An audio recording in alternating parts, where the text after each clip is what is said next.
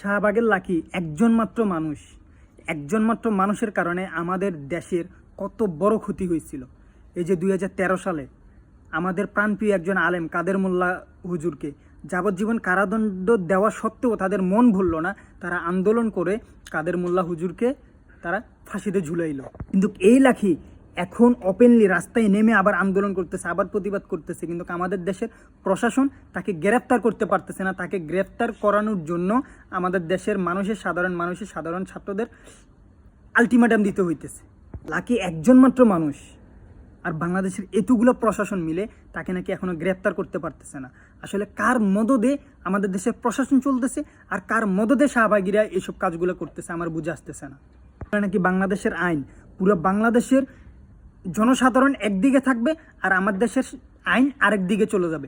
বাংলাদেশের সাধারণ মানুষ চায় এর বিচার এটা হোক, আর ওরা আইন বানাবে না এর বিচার এটা হবে না।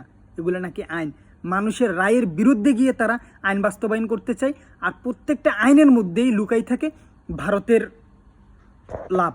এই আইন তো আমাদের গড়া না, এই আইন তো ভারতের গড়া। ভারত যেভাবে প্রেসক্রিপশন দিছিল ওইভাবেই এই আইনকে গঠন করা হয়েছে। আগে এই আইনকে ভাঙা হোক, আইনকে ভাঙিয়ে সুন্দরভাবে আইন তৈরি করা হোক, যাতে মানুষ সুষ্ঠু বিচার পায়।